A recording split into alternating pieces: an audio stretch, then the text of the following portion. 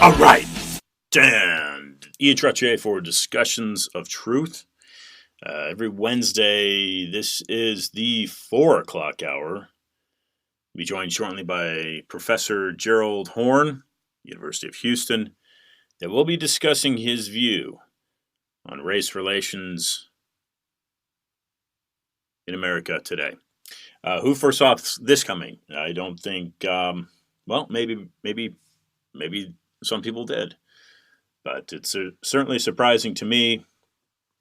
Let's transition here for a few moments into what is technocracy.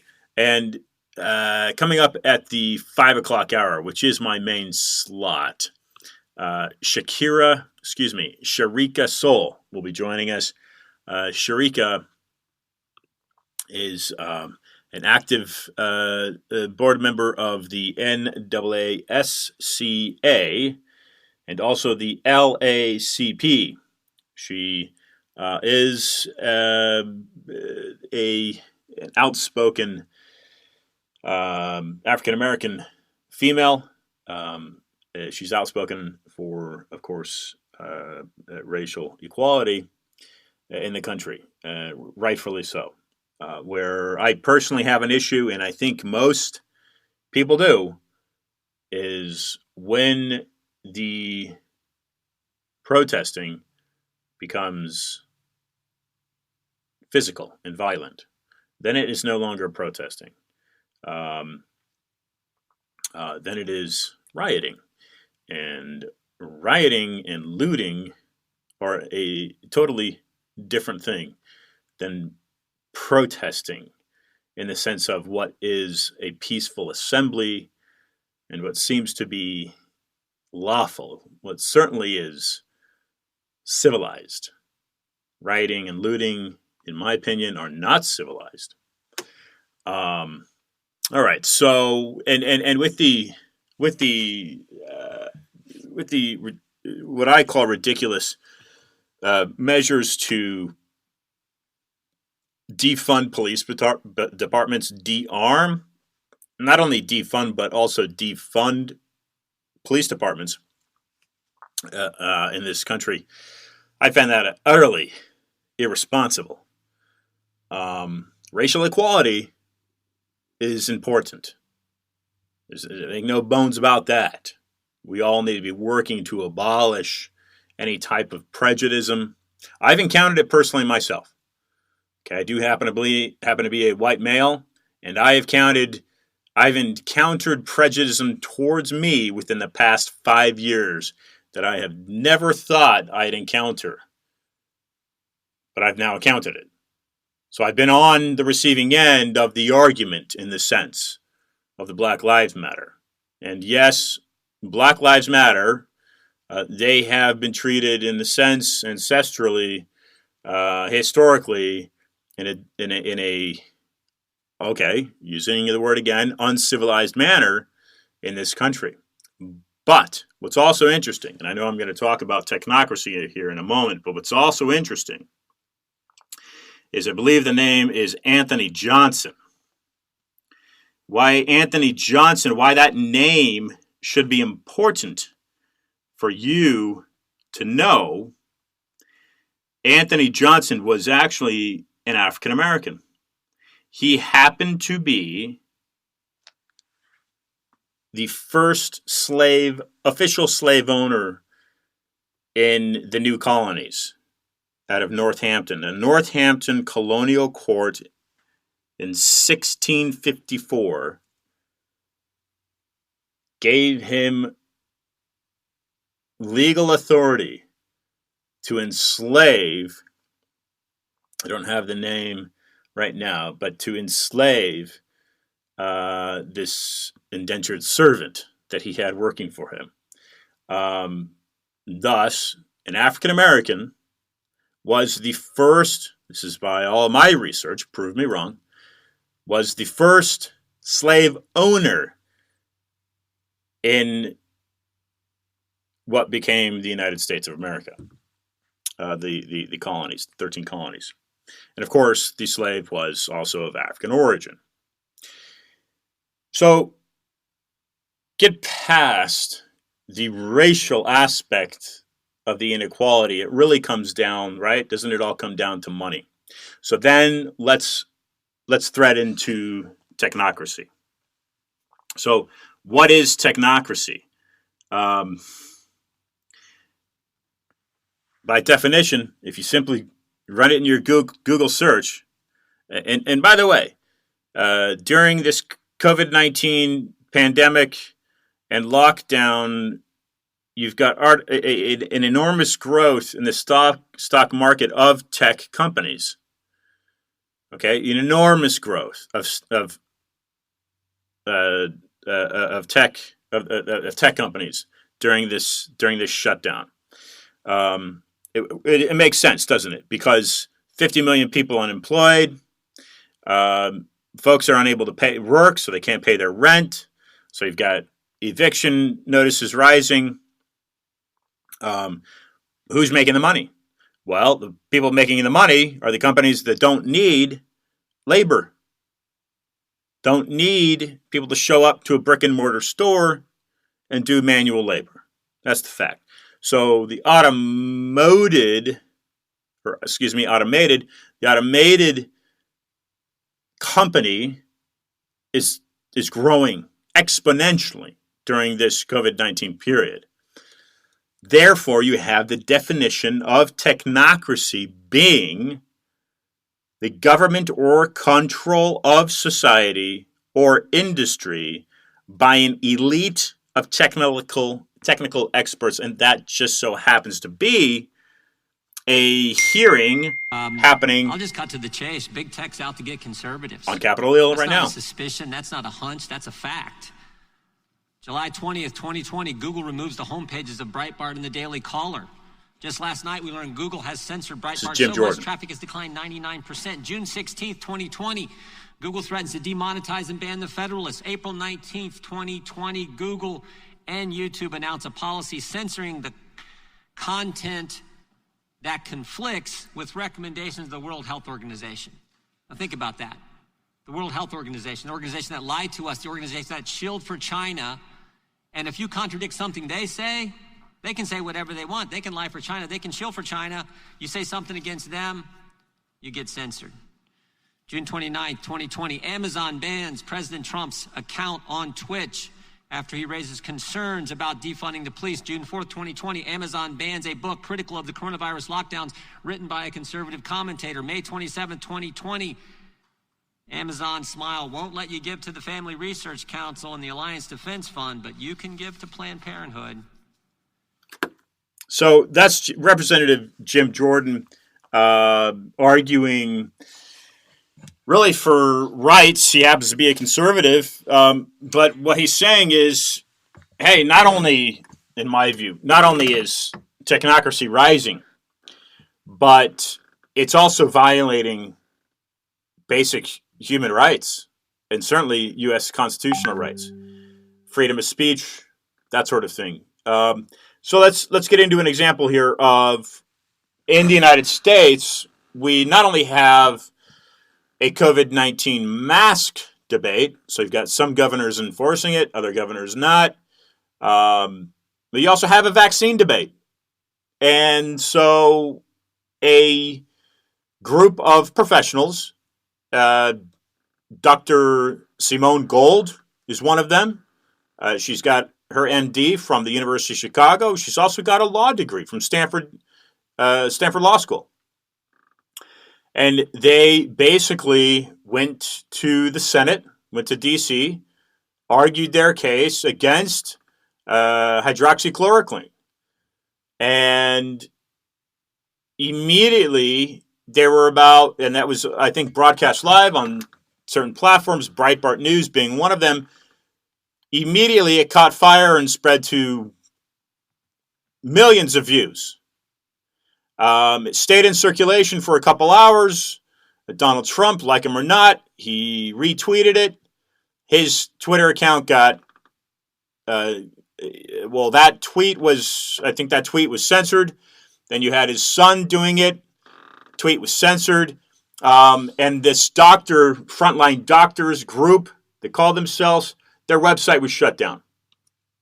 So, the claim was that the information was misleading, but in a free society, don't you leave that judgment up to the viewer or listener? Well, absolutely, you certainly do. So let's listen now to the clip of a doctor, a Nigerian doctor that happens to be an African American. Let's hear what she has to say.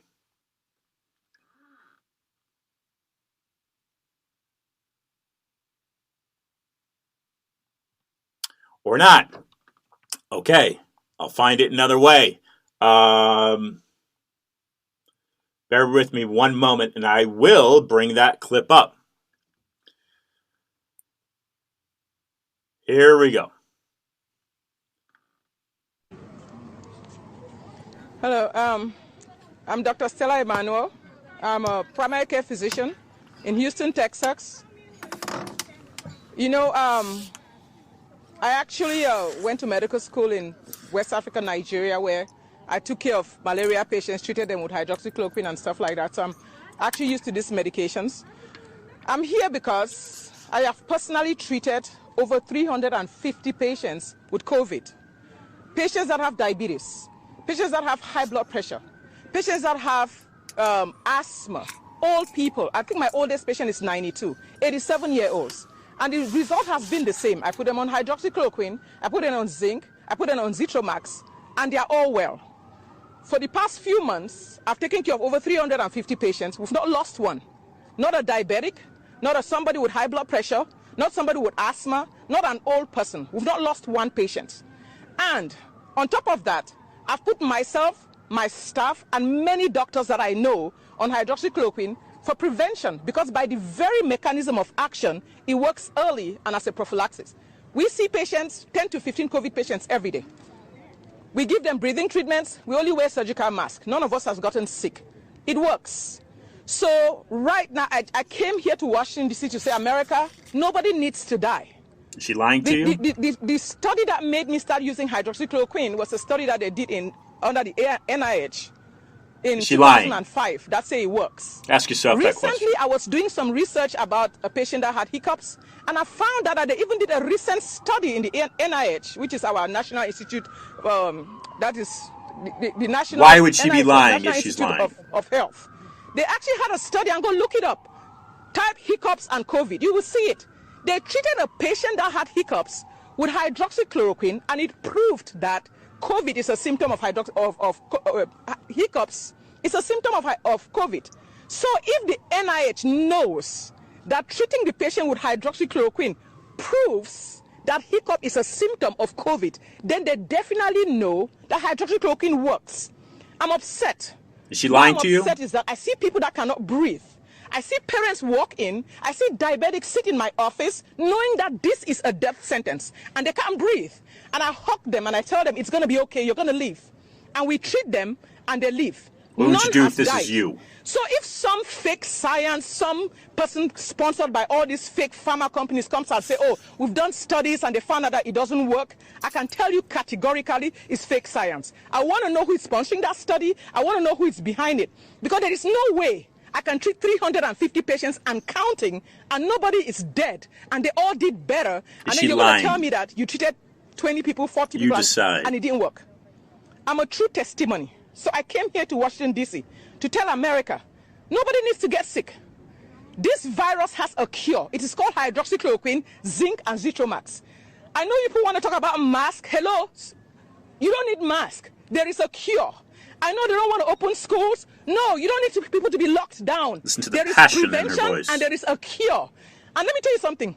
All you fake doctors out there that tell me, oh yeah, I want a double-blinded studies. I just tell you, it's sounding like a computer, double-blinded. I don't know whether your chips are malfunctioning, but I'm a real doctor. I have radiologists, we have plastic surgeons, we have She's board certified, like Sanjay Gupta saying, oh yeah, it doesn't work and it causes heart disease. Let me ask you, Dr. Sanjay Gupta, hear me. Have you ever seen a COVID patient? Have you ever treated anybody with hydroxychloroquine and they die from heart disease? Listen. When you do, come and talk to me. Because I sit down in my clinic every day and I see this patient walk in every day, scared to death. I see people driving 2-3 hours to my clinic because some ER doctor is scared of the Texas board, or they are scared of something and they will not prescribe medication to these people. I tell all of you doctors that are sitting down and watching Americans die, you're like, why would she be lying? Nazi, why? The good one, the good Germans that watch Jews get killed and you did not speak up. If they come after me, they threaten me. They've threatened to, I've gotten all kinds of threats. Oh, they're going to report me to the boards. I say, you know what, I don't care. I'm not going to let Americans die. And if this is the mountain, if this is the hill where I get nailed on, I will get nailed on it. I don't care. You can report me to the boards. You can kill me. And the Daily Beast and others are tearing her apart because of it. And today I'm here to say it, that America, there is a cure for COVID. All this foolishness does not need to happen. There is a cure for COVID. There is a cure for COVID. It's called hydroxychloroquine. It's called zinc. It's called Zithromax. And it is time for the grassroots to wake up and say, no, we're not going to take this any longer. We're not going to die. Because let me tell you something. When somebody is dead, they are dead. They're not coming back tomorrow to have an argument. They're not coming back tomorrow to discuss the double-blinded study and the data. All of you doctors that are waiting for data, if 6 months down the line you actually found out that this data shows that this medication works, how about your patients that have died? You want a double-blinded study where people are dying? It's unethical. Folks, why would she be lying? And you've got to ask yourself that question. And why would the Dr. Simone Gold, with an MD from University of Chicago and a JD, she's got them both, from Stanford, why would she be lying? Because she's essentially saying the same thing that Dr. Emanuel is saying right there. She's saying hydroxychloroquine is not only safe, but it's been effective in almost 350 cases that she's personally treated. You've got to follow the money trail, folks, and then you've got to weave in technocracy into all of this. Okay, the technocracy, essentially the platform that's running on, is censoring these types of speeches, these types of information exposing.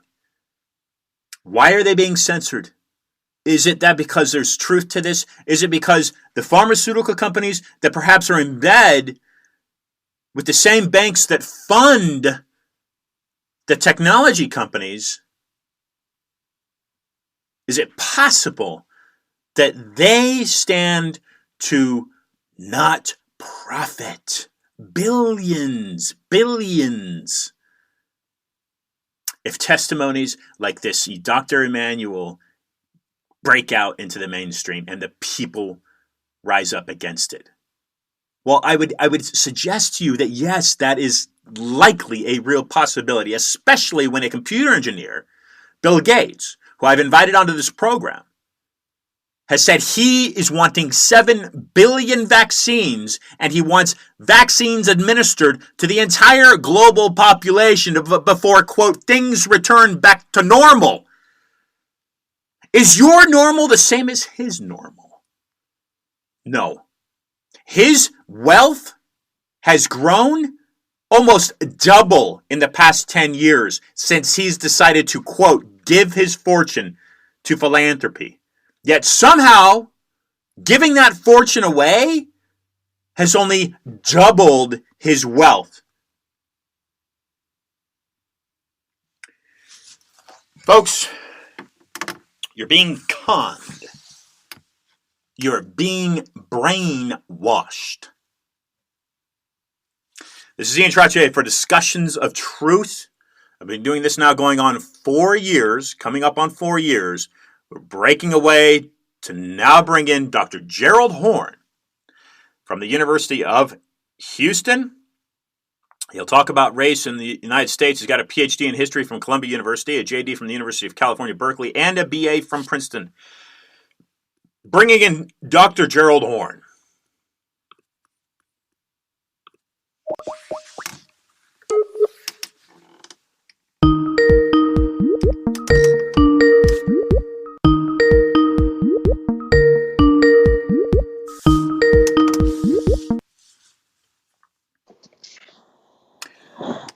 Hello? Dr. Horne, welcome to Discussions of Truth. This is Ian Trottier. How are you today, sir? Aha. Okay. Gerald, I'll call you back. You may not be able to hear me. Let me see here. Evidently, you were not able to hear me. The similar issue here. If I could call him back. So if this works.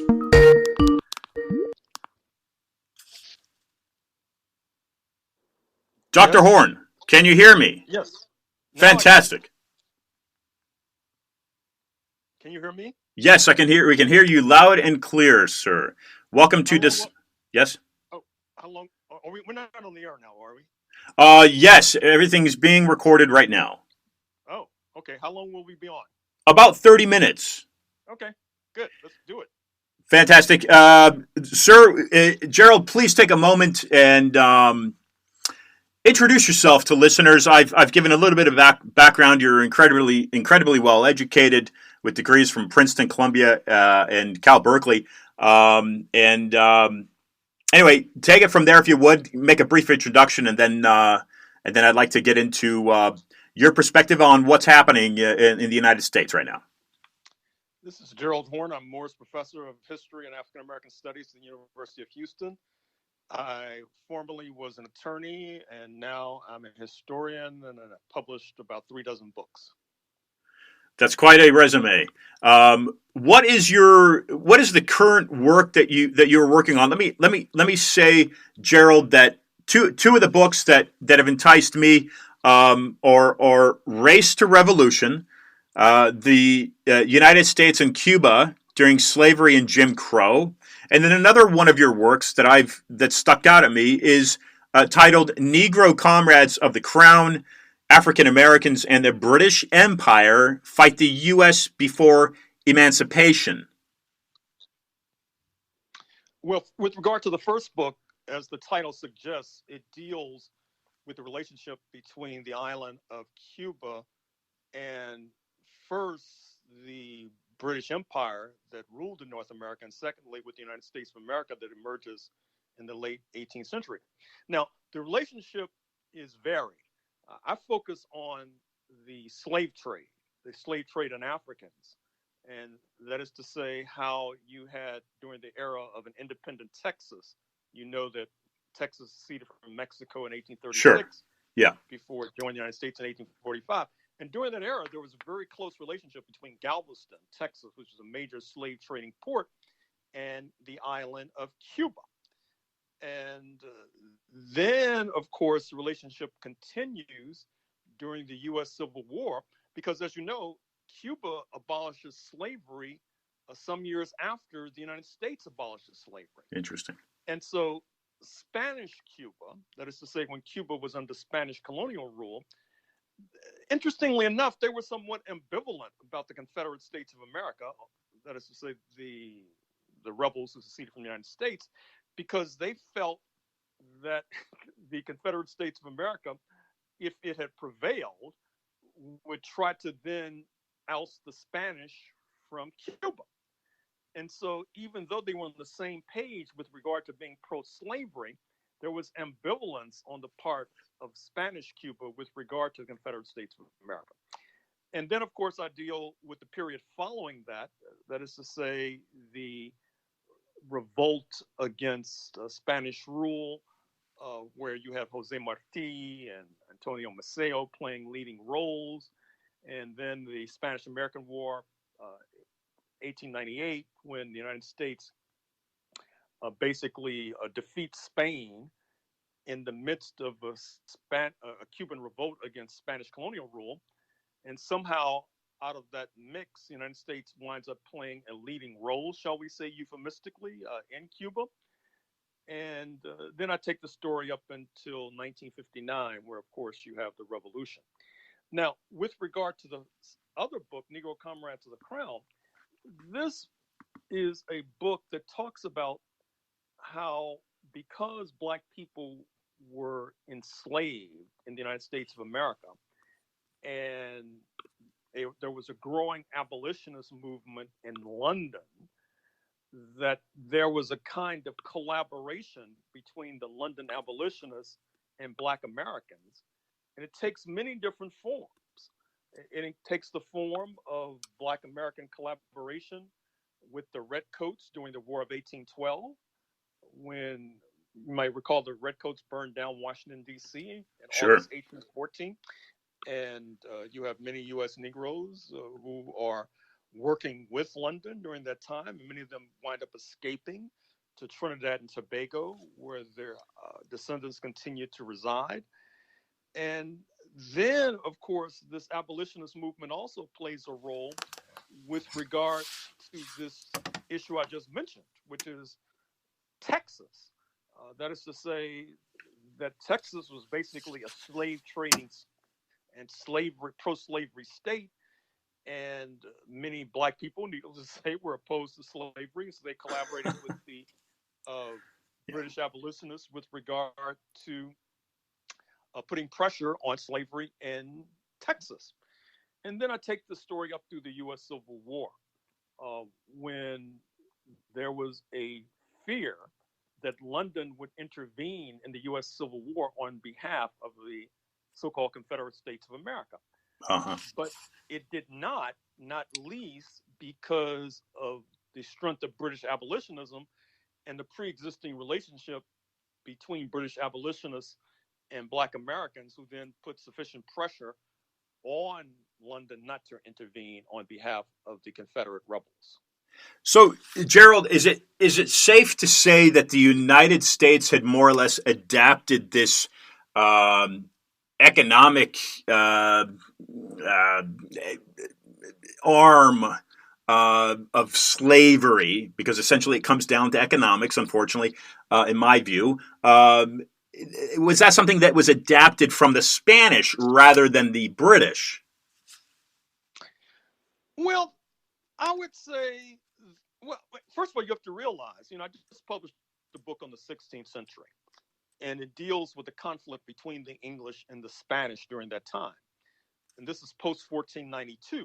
And what's interesting about Spanish Cuba from the inception, and this is something people in the United States have a hard time understanding, is that the Spanish had a religious qualification for being a settler. So therefore, if you could be a Black conquistador, if you profess Catholicism. And as a result, from its inception in the 1500s, you had a substantial free Negro population in Cuba. The English, for various reasons that need not detain us here, opted for a different model. And there was always a rather small free Negro population in North America compared to the island of Cuba. And that particular model was then carried into further development after 1776, when the United States evolves and develops. Right. If we back up to the 1640s, shine light on this. If you're familiar with this individual, what I've learned recently is a slave owner by the name of Anthony Johnson out of Northampton. Are you familiar with that name? Yeah, I think I talk about him in my book on the 17th century.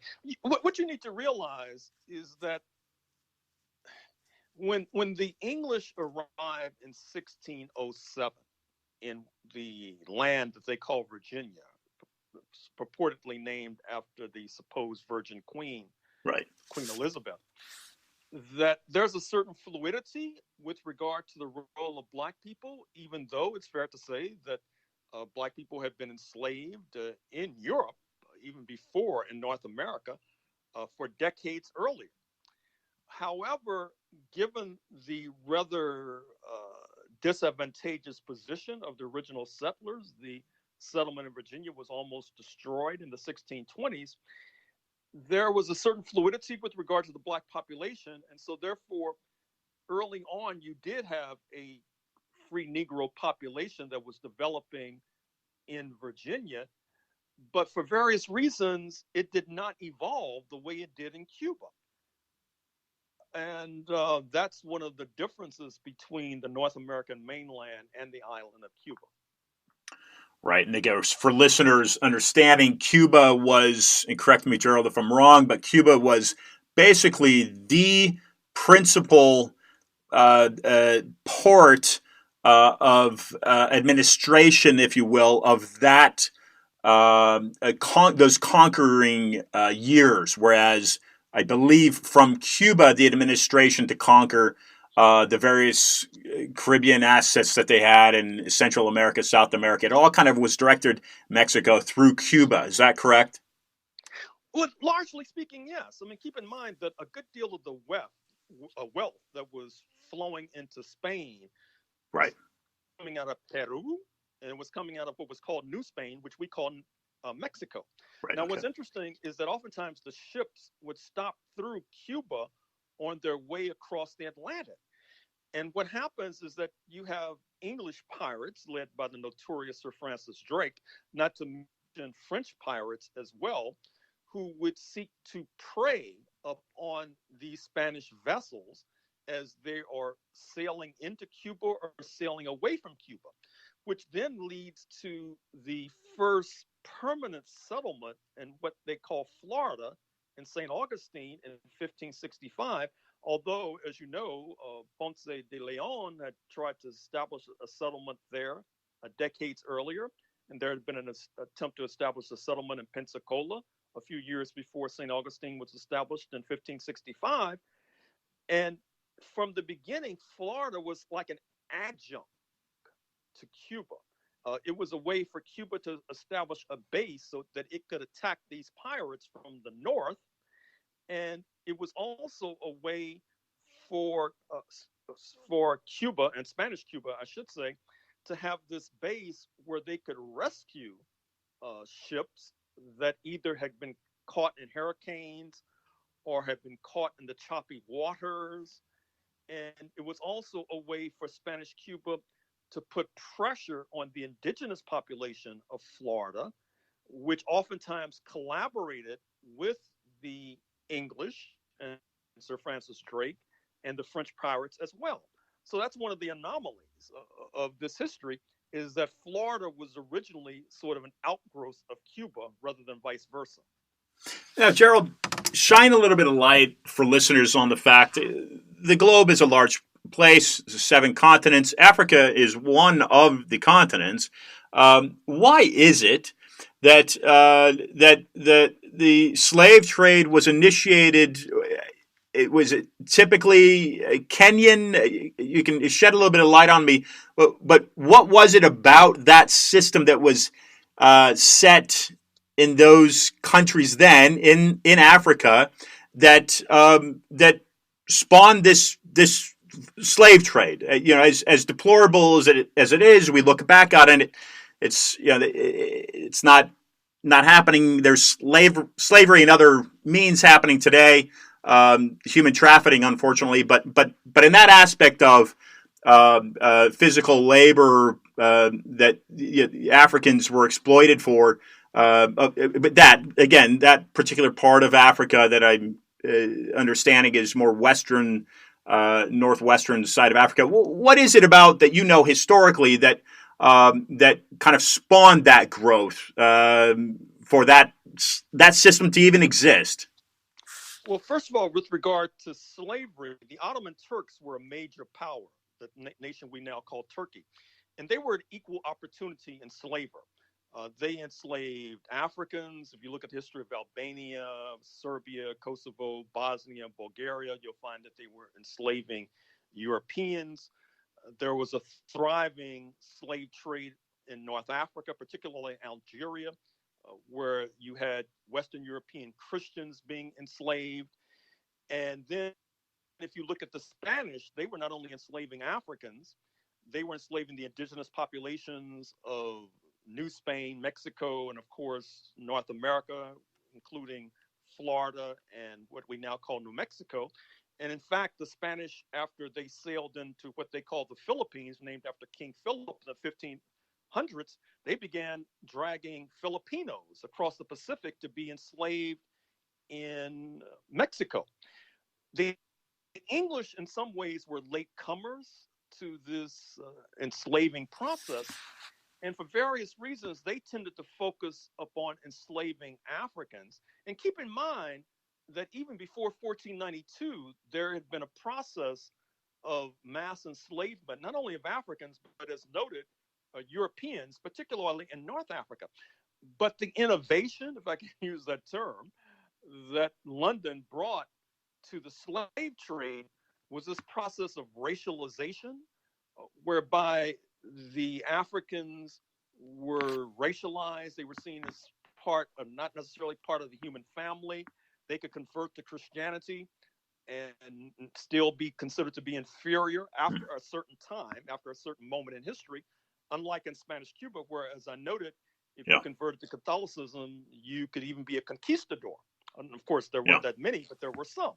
And so this is the process of degradation, and it was one of the reasons why England then pioneered in the slave trade, I would say, from the middle of the 17th century, let's say 1650, up until, I guess, maybe about 1780. Right. Okay. So that's an important piece of information, and certainly that echoed throughout the preceding decades into the time of Martin Luther King, that really had honed in on it and said, hey, this is these, of course, slavery had been abolished under Abe Lincoln, but still carrying these kind of superiority type views, racial views. Are you saying that this is really birthed in London a couple centuries prior? I'm saying it's birthed in London, but it's not necessarily the exclusive province of London. Recall that there are certain verses in the Bible that many European Christians use, such as the Curse of Ham, which suggested that because of certain events that happened hundreds of years ago, Africans were doomed and destined to be enslaved. Yeah. But it is fair to say that that particular system was honed by London and then was inherited by its spawn, speaking of the United States of America. And to a certain degree, we're still fighting that particular system of racialized inferiority. Now, your most current book, I'm not sure if it's released or not. It looks like the title is The Dawning of the Apocalypse. That's correct. Get into that, if you would, Gerald, for a moment. Well, it deals with the period from Christopher Columbus's voyage in 1492. And the question, really, it's a simple question, is given the fact that Spain had the first mover's advantage, they're the ones who sponsored Christopher Columbus, why are we sitting here in North America speaking English? And that's the question I've tried to answer. And I put it in the context of a religious conflict, a very bitter religious conflict, Protestants and Catholics. Mm-hmm. Protestantism, as you know, spearheaded by Martin Luther in what we now call Germany in 1517, spreading to London by the 1530s.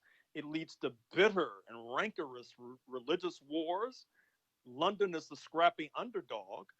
And as a result, if it wants to get in on this new process of wealth accumulation in the Americas, it has to present a different kind of package and platform. And so, whereas in order to be a Spanish settler, you had to be Catholic.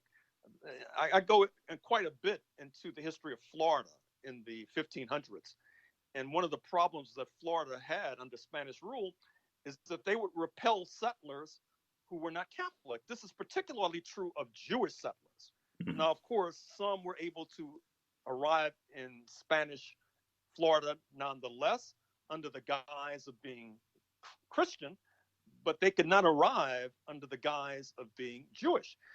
Even though London had expelled its Jewish population in 1291, 200 years before Spain did in 1492, yes, that magical year, because Protestant London was the scrappy underdog.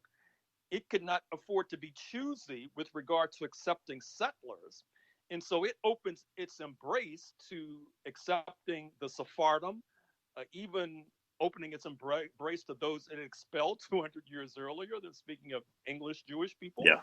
and even opening its embrace to Irish Catholics, who it had been in conflict with uh, even before the Protestant Reformation in 1517, led by Martin Luther.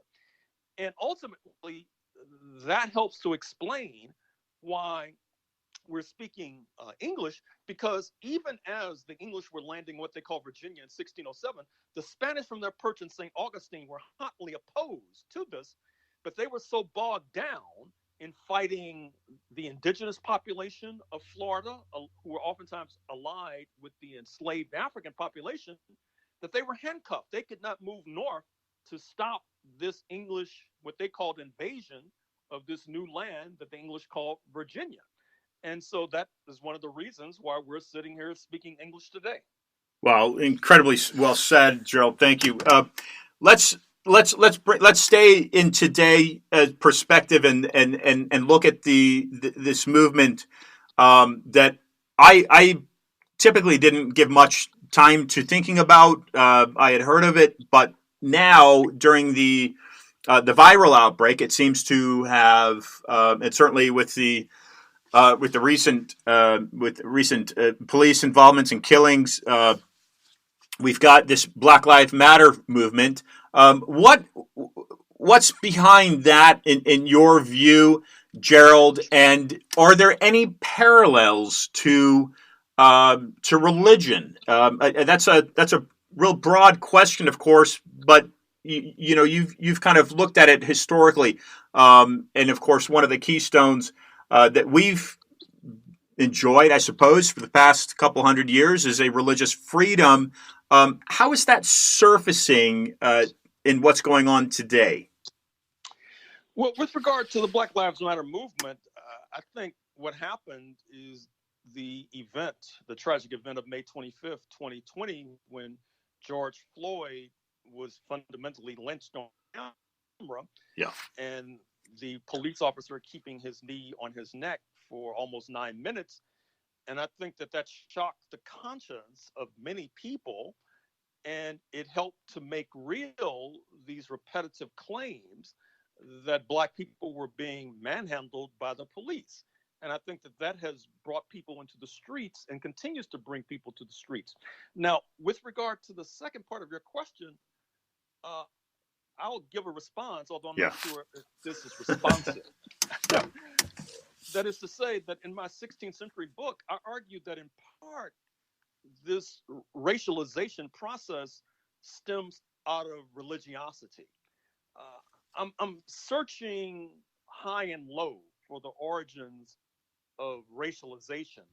And one hypothesis that I put forward in this new book is that you can trace it back once again to religious conflict, this time between Western European Christians and Muslims, when the Western European Christians decide in 1095 through the Crusades that they're going to reclaim what they call the Holy Land, which leads to repetitive conflict between Christians and Muslims. Keep in mind that part of the explanation for Spanish history is that Spain itself was dominated by Muslims for hundreds of years up until 1492, once again, that magical year. And I suggest in this new book that during the Crusades, there was a kind of attempt to racialize the Muslims, in fact, and define them as being not part of the human family, and that ultimately that kind of process is exported to Black people. Because keep in mind that many of the early areas from which enslaved Africans were seized were areas like today's Senegal, today's Gambia, today's Mauritania, today's Cote d'Ivoire, where there are substantial Black Muslim populations. And so these were the populations that were being enslaved. So I try to show this confluence between race and religion. And I'm not sure today in 2020, what impact that has having. Perhaps you could elaborate on your question.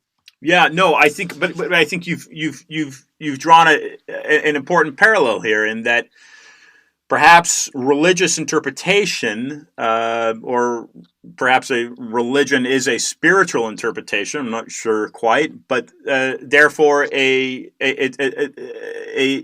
mechanism of control is implemented to systematically control a ethnicity. Again, that was a broad question because I don't really see religion aligning itself to the Black Lives Matter movement. Again, so from my perspective, I frankly find it appalling. Growing up in California, I had friends of all ethnicities. So, and you being educated at Berkeley are well aware of that type of atmosphere. So seeing this happen in 2020 and having lived through the Rodney King beating and just to kind of have this, of course, he's still alive, but I believe he's still alive, or he was for quite a while. Oh, he's passed away now. Okay, but he's been gone for a while. I don't know. I don't remember. A few years, yeah. Okay. Years. Well, he wasn't. I guess my point was that he wasn't beaten to death, whereas this fellow in Minneapolis, unfortunately, was blatantly killed, murdered, and so that, like you're saying, is really pissed people off. Excuse the harsh language. But again, I was just trying to see if you were finding any type of religious fruition coming through some of these themes to support this. We've got a very interesting time in that now this Antifa movement, which seems to be white middle class men, are sparking this fire, this anger that many people have regarding the racial injustice. That's just kind of seems to be what I'm looking at in Portland. But again, it's with the differences in news reporting. It seems to be hard to identify what exactly is going on, and then the federal police being inserted in that. I guess a good opinion from you, with your background, would be, how do Americans move forward, Gerald? United we stand, divided we fall. Division seems to be deepening with each day, from my view, and we really need that leader, if you will. We need that division, or excuse me, we need that unity. This country has achieved such wonderful things in its short lifespan, and how do Americans move forward to find that unity? Well, I think in part it's happening as we speak. I mean, for example, one of the reforms that's emerged since May 25th, 2020, I think many people are getting behind. And that is that you don't necessarily need a police officer, a man or woman with a gun, to handle a noise complaint from a nosy neighbor, or right, to write an accident report after a fender bender on I-95. Yeah. Or to deal with the mentally challenged. And therefore, you might need a social worker or even a clerk for that sort of activity, which then in turn saves the taxpayers money, because oftentimes they're paid less than the man or woman with a gun. Yeah. And it also reduces the possibility of the man or woman with a gun shooting some civilian, because you're sending a social worker into this situation where otherwise a police officer would have been deployed. And in turn, when the police kill a civilian, that oftentimes leads to lawsuits. You have lawyers, I know some of them, some of them I went to law school with, who make small fortunes suing police departments, getting multi-million-dollar judgments, of which they get 1/3. And then what happens is that these municipalities either have to raise taxes or borrow money as a result. And so if you reduce the possibility of these armed clashes taking place, in many ways you're saving the taxpayers money. And that's one of the reforms coming out of May 25th. And when you have less of a possibility of Black people being killed, I think it helps to bring people together. Now, going back to your earlier question, after a moment of reflection, one of the points that I make in the 16th century book that I was elaborating but somehow did not complete is that racism to a certain extent has religious roots. In fact, I quote certain scholars who look at the era of lynching. I'm sure you recall the era of lynching post U.S. Civil War, 1865 up until about 1950, 1960 maybe, when Black men in particular were hung from a tree by Pharisees. Yeah. Now, some scholars have seen religious overtones in lynching, believe it or not, in terms of the burning crosses, and they try to connect. And you can go to my footnotes in my book to see who these scholars are. And certainly in terms of taking on faith, this idea that Black people are inferior and not necessarily being swayed by evidence, this too has a kind of mystical aura to it that in some ways is reminiscent of certain kinds of religion.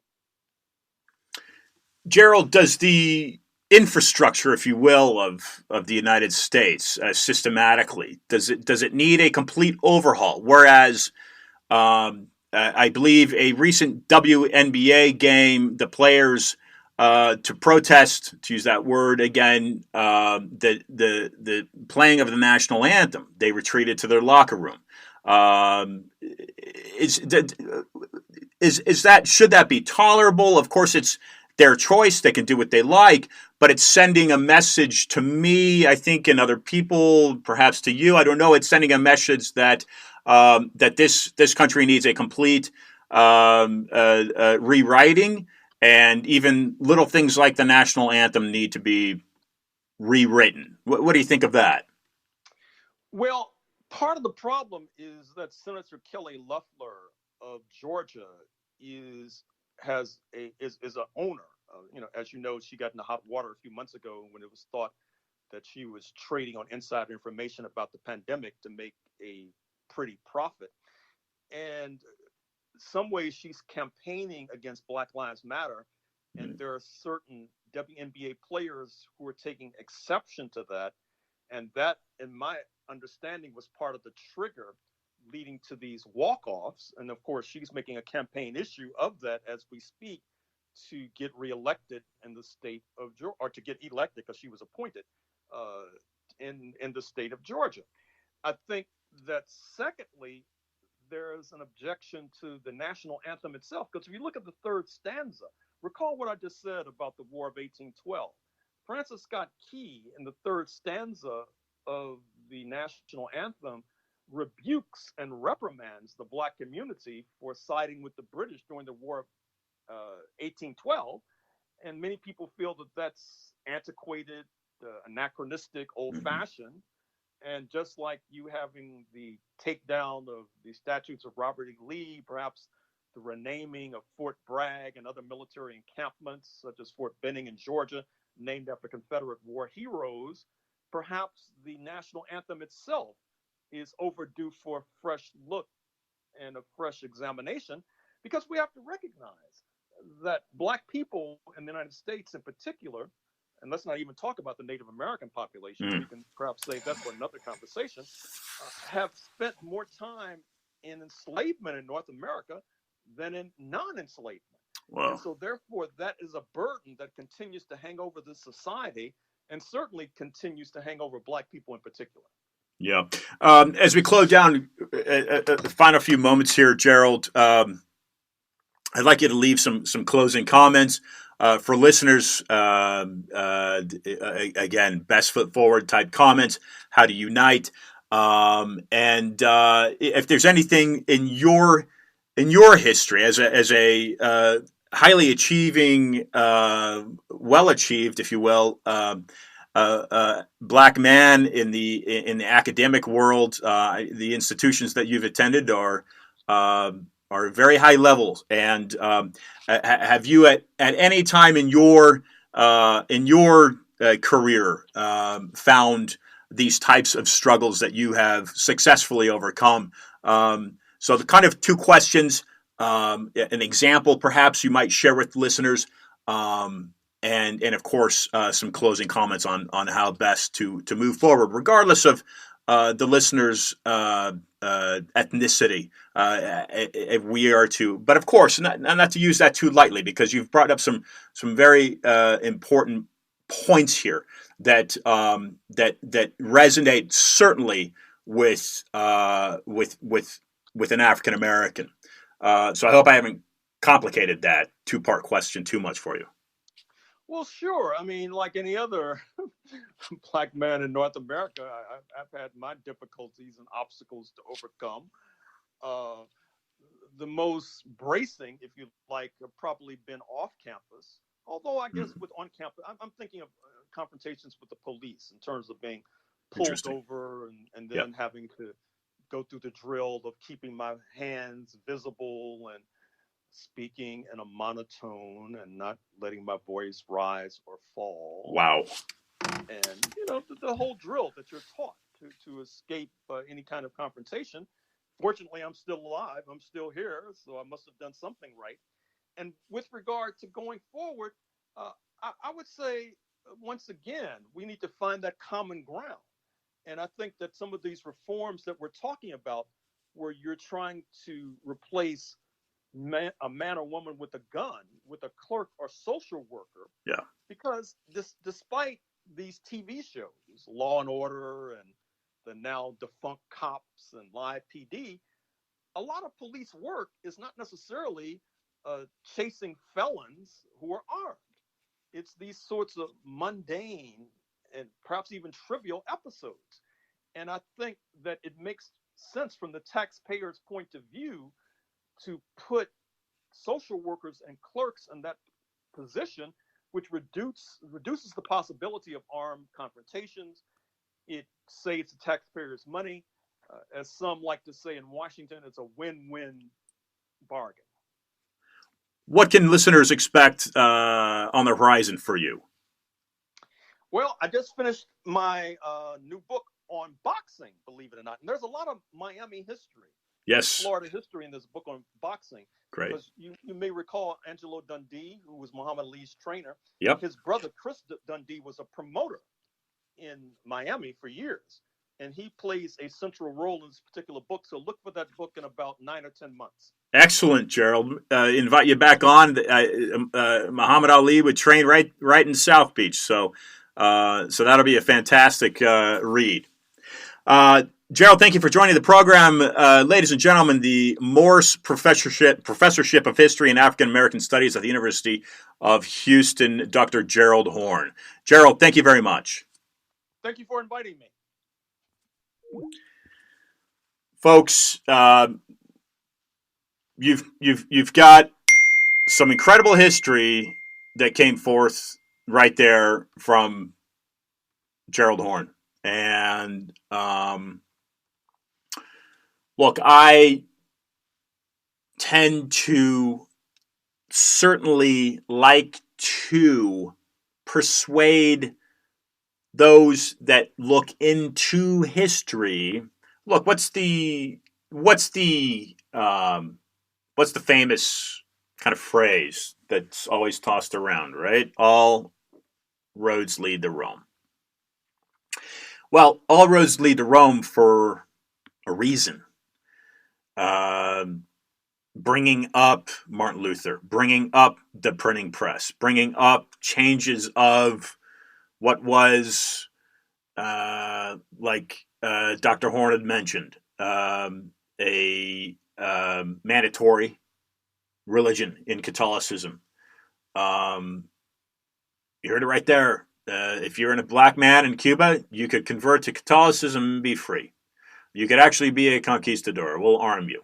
But you had, through Europe, you had these religious Protestants, these protests, if you will, to the main Roman religion. So what is the main constant throughout the centuries? Well, Rome, okay? Catholicism, it still stands. Now, ironically, the only Catholic president of the United States got his head blown off. Well, who assassinated him? There's a lot of objection to the official report of that being Lee Harvey Oswald, the rogue militant, and rather that he was simply a patsy for someone who was not happy with the way John was trying to change the banking system in the United States. I personally give more credence to that type of in-depth thinking. Though theoretical, it does require a little more of that dot. So, anyway, Gerald Horne, folks, and I will be back momentarily with the 5 o'clock hour, and we'll have Sharika Soul join us. Thanks for tuning in. This is Discussions of Truth.